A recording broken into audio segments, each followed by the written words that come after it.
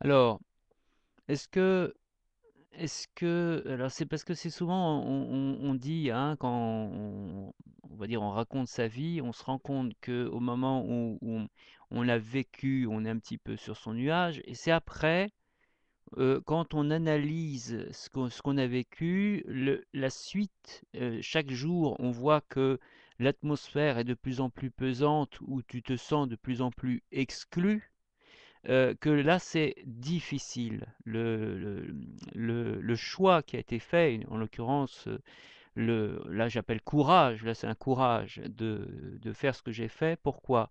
Parce que c'est oser lire René Vivien et donc risque pour moi très très grand d'être vilipendé au pilori déjà par le public hétéro. Bon, là, personne ne lit pour l'instant, mais un jour, on ne sait jamais. Ma tête est mise à prix.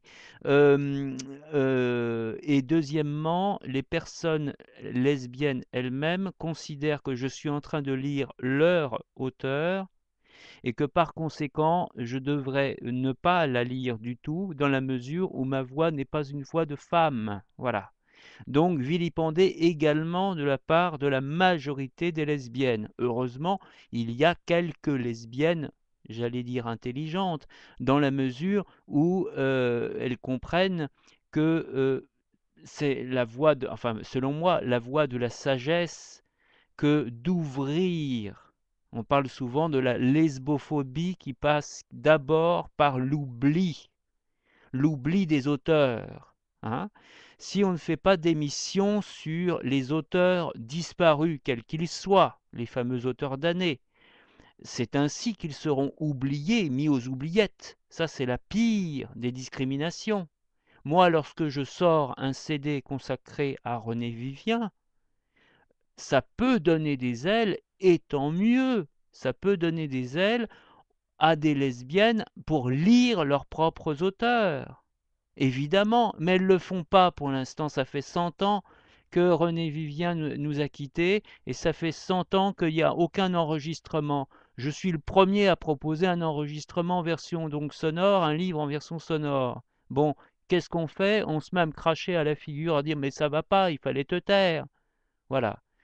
Donc ce fut très très dur. Heureusement, bon, la bonne nouvelle, c'est que sur l'ensemble du public qui m'a, on va dire, craché à la figure, heureusement, heureusement, il y a eu une personne, pour ne pas dire deux, donc vraiment ça se compte sur le, hein, et au moins une grande personne qui est en l'occurrence de la famille de René Vivien, donc la toute dernière descendante, qui a beaucoup apprécié ma lecture et qui est venue à la fin, la seule, il n'y a pas eu 36 000 personnes, la seule à me dire super, belle lecture, il n'y en a eu qu'une sur 30 personnes.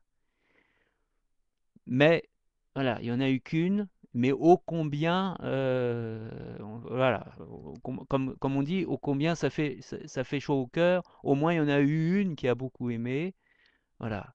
Et c'est pas n'importe qui en l'occurrence, puisque c'est, on va dire, l'ayant droit, c'est la petite nièce de René Vivien. Donc effectivement, là, ça fait chaud au cœur. On se dit, bon, alors même s'il n'y en a eu qu'une, voilà, et c'est vrai que ça m'a fait penser tout de suite à l'histoire de cette chanteuse britannique qui a mis tout son cœur pour chanter. Et moi-même, à chaque fois que je l'écoute, je dis waouh, quelle voix la fille, quelle voix! Et j'en ai les larmes aux yeux quand j'entends sa voix. Et elle n'a pas gagné le prix.